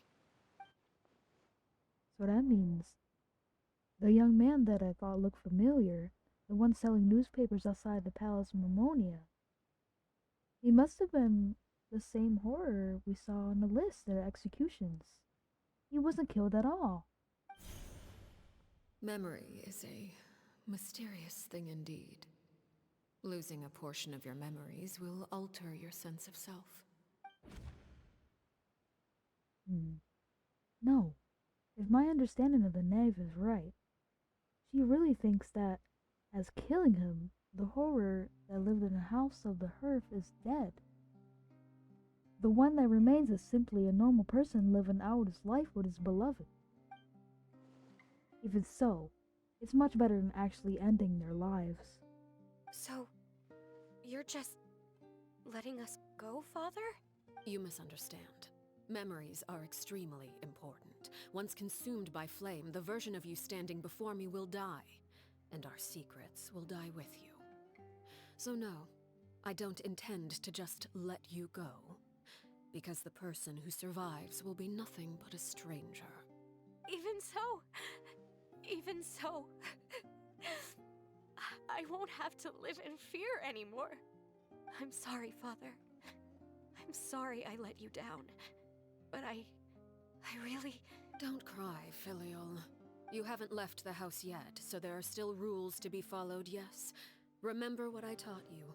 Anger makes you impulsive, sorrow causes you to waver. Don't let yourself be controlled by your emotions. Of course. I'll remember. Dry your tears, and go pursue the life you really want. Yes, Father. Chaplot, Foltz, Elwar. Take them back to Poisson. And bring Linny and the others as well. I prepared 3 extra vials of bottled flames. As for whether to take them, the choice is yours. Goodbye, children. The next time we meet, I will no longer be your father. Thank you for all you've done for the house. I hope you have bright futures ahead of you.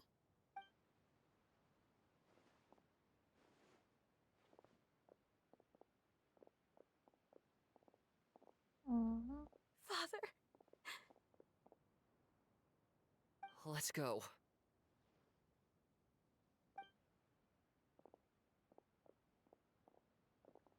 Here, grab my arm, Lemmy. I'll help you walk back. Thank you.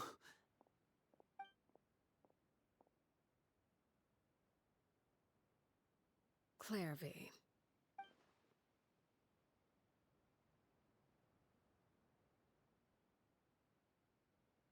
What are they gonna do? Can we talk now? I've been waiting for a super long time. You really are Perry, aren't you? I haven't seen you in so long. How come you're all grown up? Wait, did I somehow travel to the future on accident? Or am I dreaming? What a long dream. Neither. You died, Clairvy. That's what happened. Yeah, really. Straight to the point, huh? You could have at least sugarcoated it a little. Look, she's done speechless. Yeah, that's not her way of talking. She gotta get straight to the point. Then, I would say she's probably had enough lies. Oh. Okay then. Huh? That's it? You accepted it just like that? Yep. If that's what Perry says happened, then I believe her. Perry wouldn't lie to me. Plus, I don't really need to know why I'm like this. I'm more curious about what happens in the future. If you're a harbinger now, Perry, that means Mother is gone, isn't she? Can you tell me about it? I want to know what happened to her. You never stopped trying. At first, no one believed you. You could only vent your frustrations to the moon. In fact, you often sought comfort in the night sky. You wanted to see the aurora, so one night we promised each other we would go to Snezhnaya to see it together. Later on, you tried to run away, but you were brought back each time. Mother spared your life, but it wasn't out of kindness. Instead, she decided to make an example of you by slowly torturing you over time. That way, the other children would know what happens to traitors. Still, you never gave up. Mother hoped that through ruthless duel after ruthless duel, she would be able to crown an ultimate victor among the children she raised. But you called on everyone to unite, to fight to a draw in order to reduce casualties.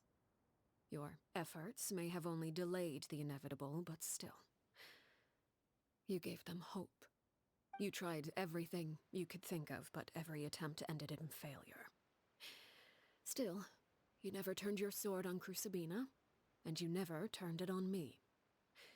On that gloomy day, you told me, "For the last 16 years of my life, I've done everything I can to fight for freedom. But now, I realize that the only freedom I truly possess is the freedom to choose to die." I never imagined I would say something like that. I must have been feeling really worn down. But somehow, I still think I understand. According to Mother's plan, only one of us was going to make it until the end. And I always hoped that person would be you.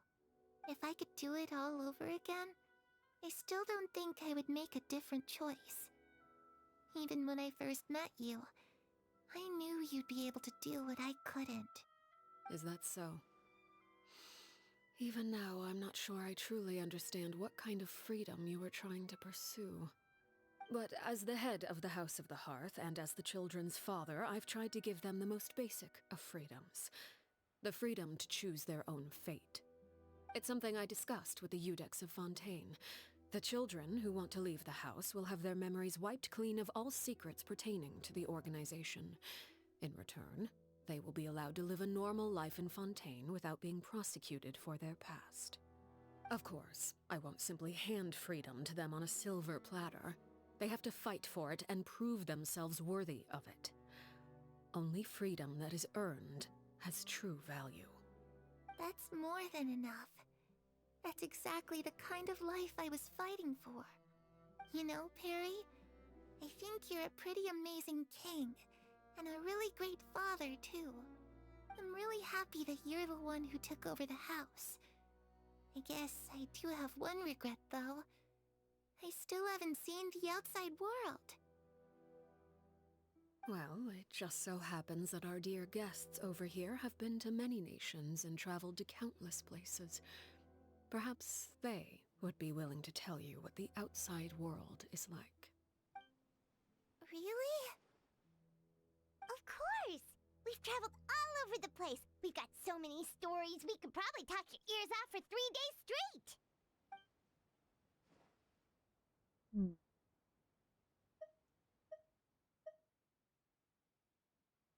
Talk about Dendro. I was always too afraid to skip Mother's fighting lessons. But at the academia, I bet you could do all sorts of secret things in class. Things that have nothing to do with studying. I'm just kidding.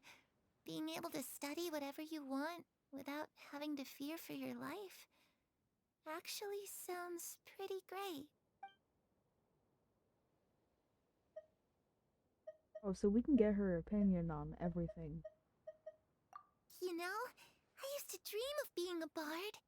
Playing the lute while singing into the winds of freedom. Even if there was no one there to listen, I would have continued to sing no matter what.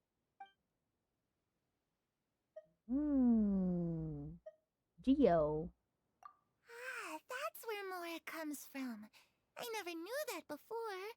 If I had some Mora, I would buy 3 new dresses. One for me, one for Perry, and one for Mother.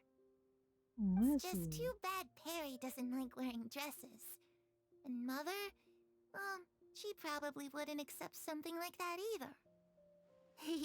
I guess I'd just have to keep them all for me then.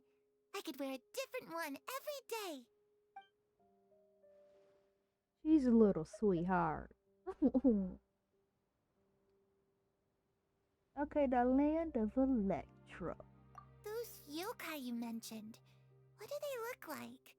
I once saw a drawing of this one guy with horns on his head and a super scary face. Are there any yokai like that? Oh, sounds like you're talking about an Oni. Yep, we've met one, and let Paimon tell you, they're not nearly as scary as they look. Yes, my boy Ito, my baby boy Ito. You tell Clervy about all the various nations you visited. The situation was super dangerous. Lenny and Lynette were accused of committing a crime, and they were going to have to stand trial at the Opera Epicles. Oh no, that must have been hard for all of you. What happened next? Don't worry, we were able to turn the situation around super quickly, all thanks to Detective Paimon, of course. How'd you do that? Come on, tell me. Okay, so it was like this. After the failed magic show, we rushed to the scene and... Clervy is listening really intently to Paimon's story about her time in Fontaine. She seems really happy, like all her troubles have been forgotten.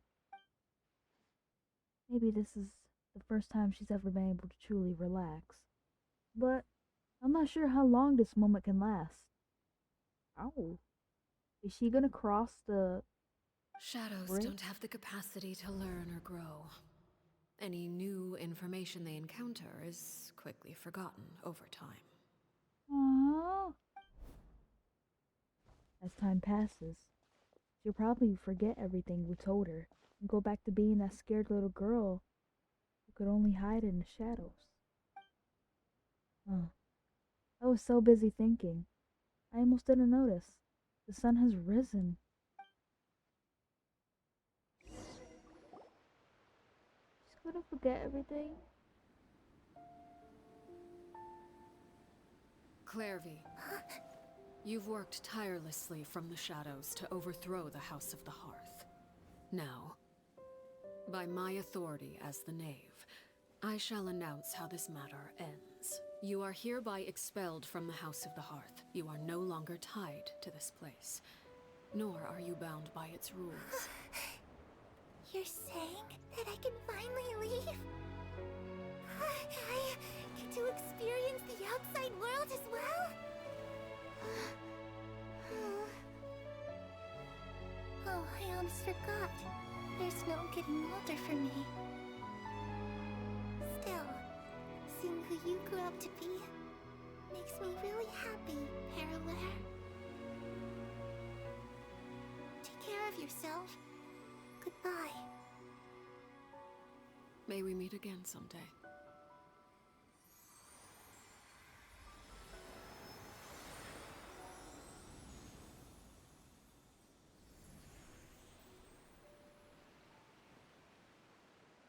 Clairvy. She left so soon. Paimon didn't even get to finish her story. I also have certain sentiments left unsaid. I wanted to tell her that the aurora I saw in Snezhnaya was just as beautiful as the ones in the pictures. But a shadow's memories reset at dawn. Had we delayed any longer, we wouldn't have had the time to say goodbye. Whatever regrets may linger, let them be lost to the coming of a new day. Father? It's Linny! Hey, Linny!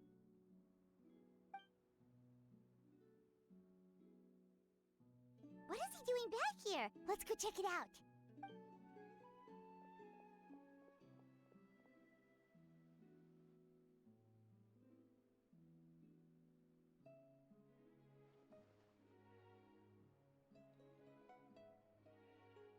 Father, the bottled flames have been administered. Filio and the others have left the house. And you? What have you decided? Thank you for giving us that choice, Father. But we never wanted to leave the house. It's the only home we've ever known. Lynette and Fremine feel the same way. They're recuperating back at the Hotel Bouffe d'été. But I decided to come back and tell you where we stood. I'm sure you're well aware of the expectations I have for you. I want you to follow in my footsteps and become the next king of the house. Yet you seem to have different ideas, I must admit. I'm rather surprised by your decision to stay. There's nothing wrong with choosing to live a quiet life. Leading this organization is a heavy responsibility, one not so easily carried by someone forced onto the throne. I just never understood what you saw in me. What made you believe I was deserving of that throne? You're brave, talented, and, most importantly, you cherish your family. You would do anything to protect them, even if it costs you your life.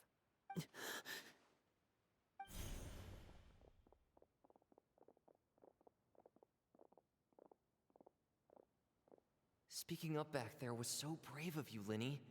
It's all thanks to you that we were able to convince Father to back down. You're a hero, Linny. Hero. Father is the real hero.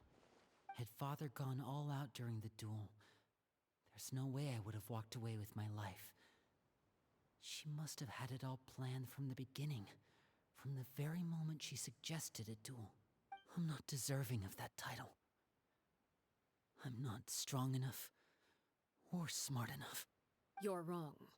In my opinion, all you need to be deserving of the throne is conviction, and the necessary strength to act on it. We may have different ideas of what it means to be a family, but you can hardly be said to lack conviction.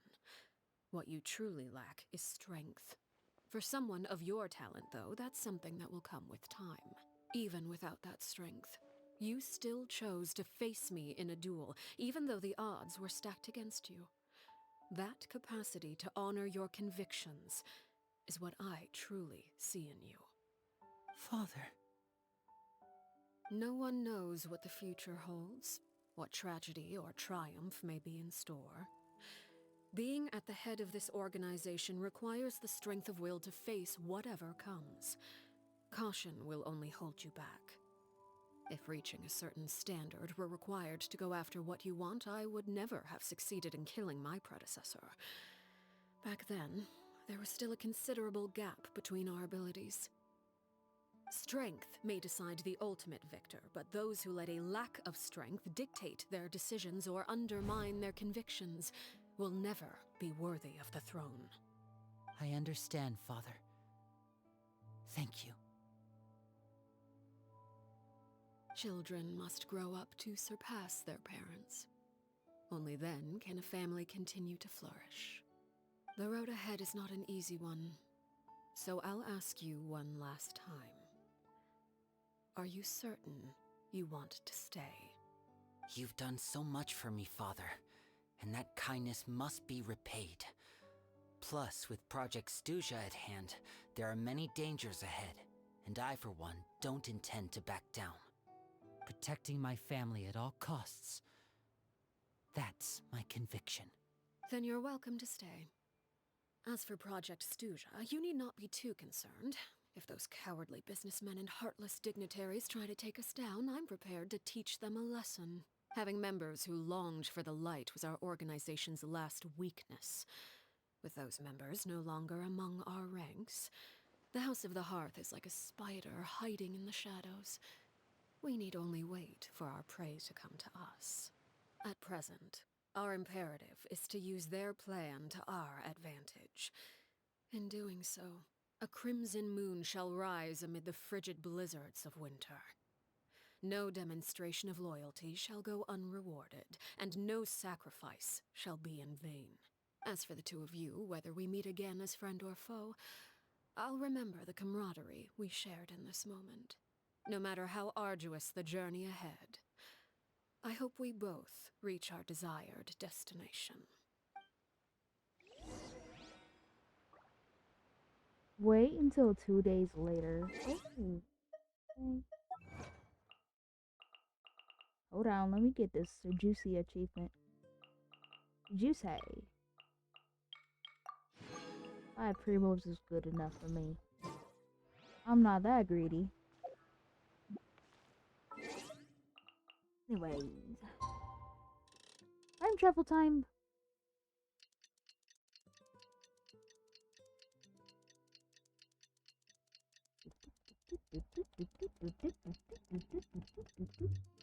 Yes, sir.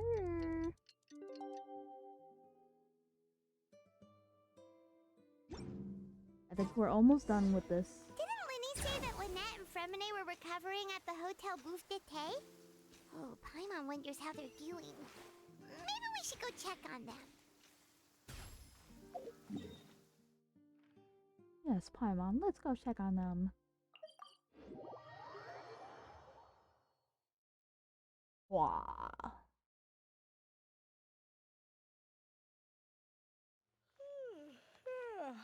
Time to bring it! Because I learned that now. We gotta get to business. Go down. Wait. The building saved me from falling to my death.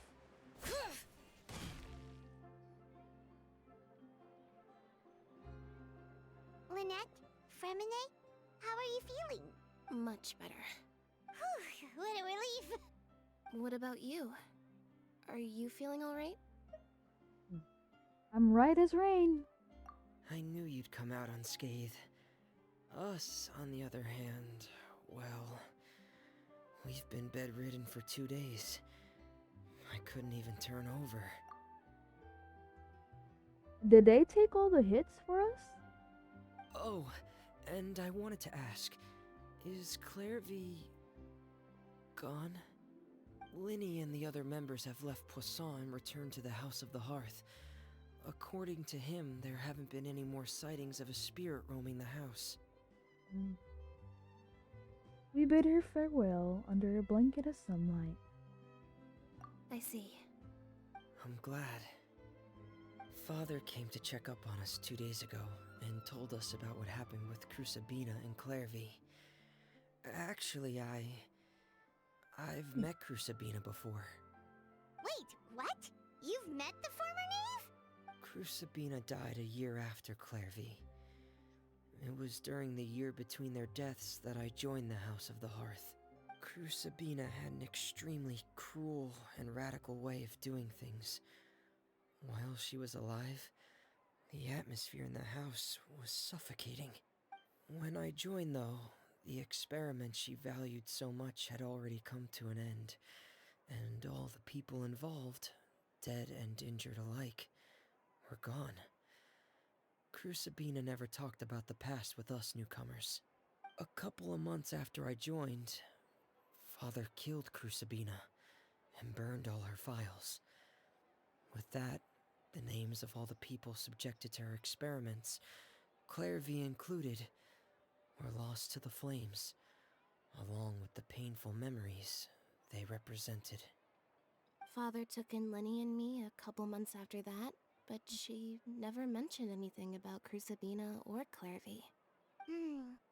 It really seems like something she was planning to keep to herself. The last time you talked to her, did she mention why she kept it a secret for so long? She said she didn't want us to be affected by the darkness of the past. She was worried we'd develop a false sense of gratitude towards her if we knew about it. The foundation of a family should be free of any corrupting influence. Whatever happened in the past, it has nothing to do with who we are now. And that's what Father told us in the end. But I still thanked her for everything. It was only after hearing about what Sabina did that I finally realized how insignificant our lives could have been. The members of the house meant nothing to her. To say that she valued them in any way, even just as a tool, would probably be giving her too much credit. If Father hadn't taken over the House of the Hearth, I probably would have already... Don't think about that. She saved you in the end. Father rarely brings up the fact that she saved us. She doesn't believe that being indebted to her should be what ties us together. But even if we didn't owe her anything, we would still choose to stay. Because this is our home. We may have arguments or times when we feel wronged. Some people may even choose to leave. But as long as Father is here, we will always have a home. Whether the path before us is bathed in sunlight or shrouded in shadow, we'll follow Father wherever she chooses to go. So I wanted to say thank you for helping us make it through this crisis. Without your help, we could have lost a lot more along the way. Oh, we didn't do anything, really. Just invite us back as guests and we'll call it even. Of course. You're welcome anytime. Are Filio and Nantoy okay? I actually saw them at a cafe this morning. They didn't recognize me. From what I could tell, they were drinking coffee and talking about one of the operas that started running recently. They seemed happy. If I had to take a guess, I would say they finally found the kind of life they always wished for. Quest completed! 60 primos. Yummy primos. Well, we got that finished. It was a good 2-hour stream. Yes, sir. Yes, sir. Perfect. I got moolah. You're going into my Flynn's savings. I'm not sure if I'll be able to get him. Down a second, I think I'm at like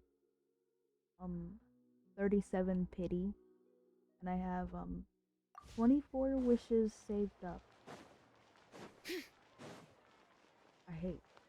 I hate doing math. Math, I hate it. I hate it so much. Maybe I'll do another stream later in the afternoon, in the late afternoon.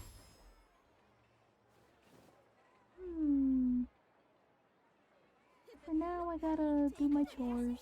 I gotta do my chores and go clean up. Go pick up. I'm gonna be back though. I'm gonna be back later in the afternoon. I'm gonna do another live stream today. 2 live streams.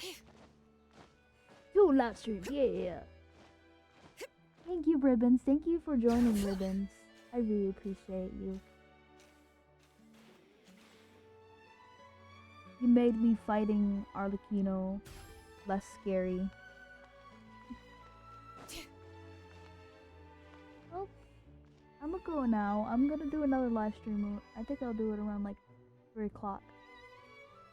Yeah, 3 o'clock. Farewell, farewell, everybody. Everybody that's lurking. Watching. Bye-bye. I'll see ya next stream.